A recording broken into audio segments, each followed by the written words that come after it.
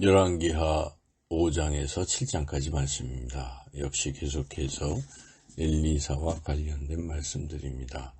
5장은 그 유명한 나만 장군이 나병에서 낳는 이야기죠. 그래서 아람 왕의 군대 장관인 나만이 나병에 걸려서 엘리사를 만나게 됩니다. 엘리사가 나만을 만나서 요단강에 7번 몸을 씻으면 나을 것이다, 이렇게 말을 해줬는데, 나만은 처음에 참 믿기지 않아서 잘 듣지 않으려고 했지만, 주변의 사람들이 그래도 뭐 여기까지 왔는데 한번 해보세요 하는 권유를 듣고, 그가 이제 엘리사 한 말대로 그 요단강물에 7번 몸을 씻습니다. 하나님의 은혜로 그 나아만 장군의 나병이 깨끗이 치유가 되었습니다. 나아만은 감격했습니다. 그래서 엘리사에게 감사의 예물을 드렸습니다. 하지만 엘리사는 또한 단호하게 거절하지요. 그렇게 해서 이제 엘리사가 나아만이 돌아가려고 했는데, 그때 엘리사의 사환 게하시가 욕심을 부렸습니다. 그래서 거짓으로 나아만에게 엘리사가 예물을 다시 받겠다, 뭐 이렇게 얘기를 해서 그 예물을 자기 집에다 갖다 놨는데, 그것을 엘리사가 알고 결국 게하시가 나병에 걸리게 되었다 하는 그런 스토리죠. 그래서 여기서 참 대조적인 거죠. 나아만과 게하시.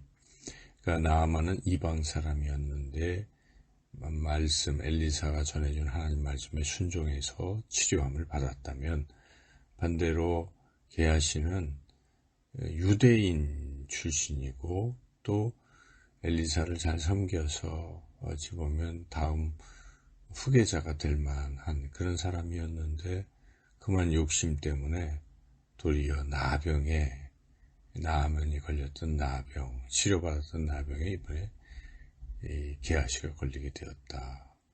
결국 하나님 말씀에 겸손하게 순종하는 사람은 치료함도 받고 구원받지만, 그러나 반대로 하나님 말씀에 불순종, 세상의 욕심, 탐욕 때문에 불순종하게 되면 또 저주와 어려움을 받게 됐다.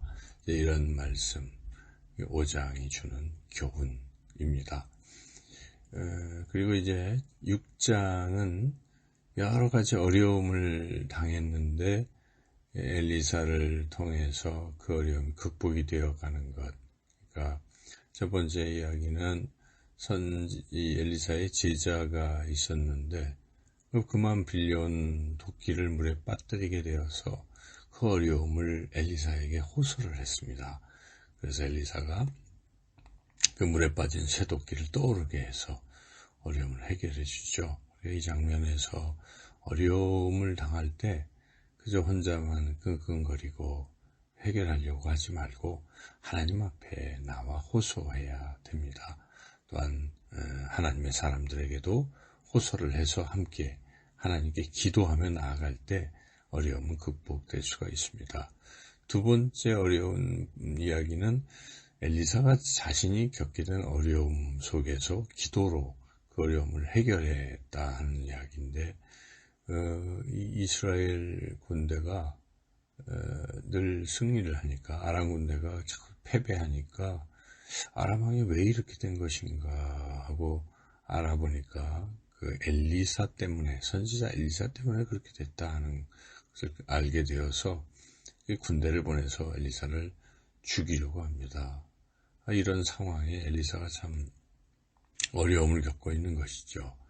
그럴 때 엘리사는 하나님 앞에 간절히 기도했습니다. 하나님께서 그 기도를 들으시고 성령을 보내주셔서 그의 눈을 여셔서 불병거로 구성이 된 하나님의 군대를 보게 되고, 그리고 결국은 하나님의 군대가 아람 군대를 물리치시는 그런 그 경험을 하게 됩니다.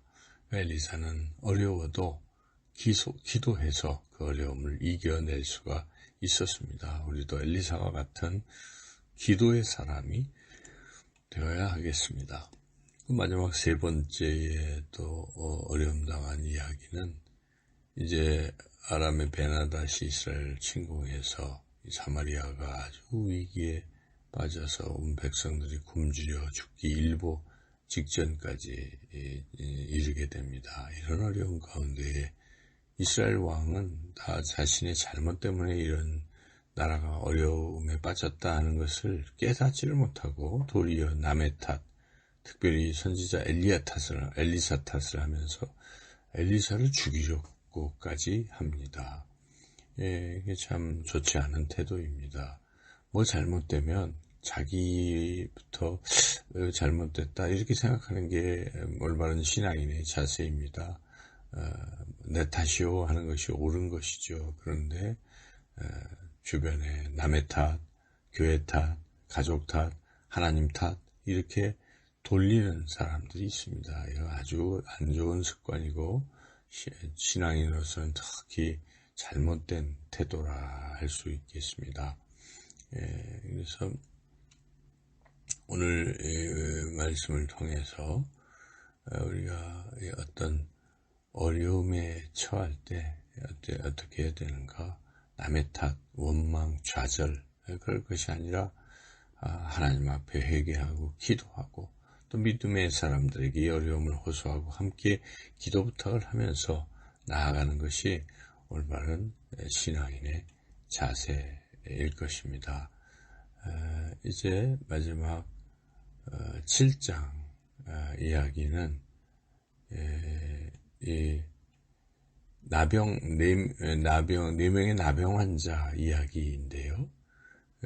그래서 또 사마리아 백성들이 이제 그런 어려움, 굶주림 가운데 있었을 때 엘리사가 하나님께서 이제 회복시켜 주실 것이다 하고 선포를 합니다.